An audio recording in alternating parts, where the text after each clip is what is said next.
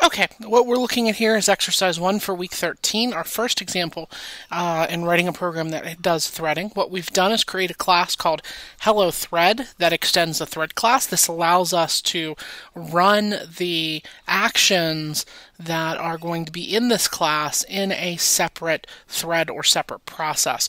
The first thing that you'll notice is it's a very simple class where we have we're extending our thread class, which provides us the ability to have multi-threaded applications or applications that use more than one process. Traditionally, we think of that again as a time slicing idea where every thread gets a certain amount of time in the CPU. In this case, what's going to happen is my computer actually has 4 cores or 4 processors.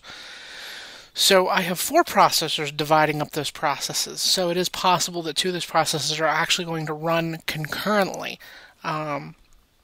When Java was designed, this was only a glint in someone's eye, but as you have seen over time, not too long ago, we had dual core processors. Then we had, in the 8 years that I've been doing software development professionally, we've gone from single core processors to multi-threaded processors to dual core processors to quad core processors to octa-core processors or 8-core processors. Again, these now instead of sharing one processor in some sort of time system, we're sharing processes across 8 different separate processors all being coordinated by one central brain.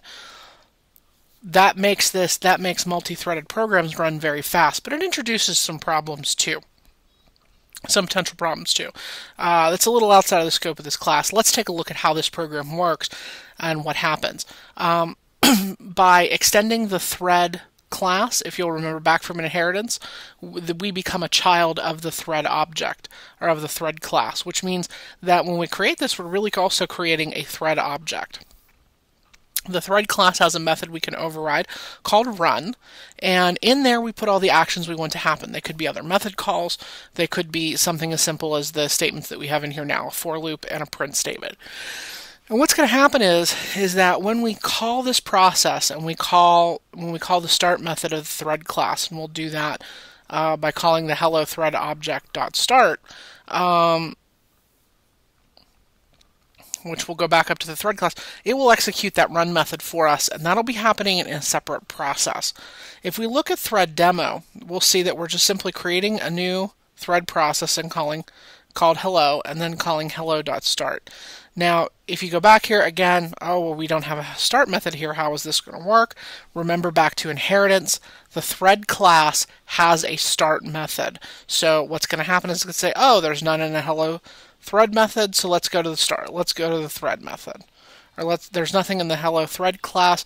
Let's go look at the thread class. When that happens, it's going to go ahead and call run, and then when the thread gets a time slice from the computer, it's going to go ahead and print out the results. Now, I've already went ahead and run this method, and you can see we have hello thread printed about 50 times down here. That all looks fine and well. Why did we do this as a separate process? Well, we'll talk about multi-threading in a minute. We didn't really need to thread this, but this sets us up for the next step, which when we're going to talk about the topic of multi-threading.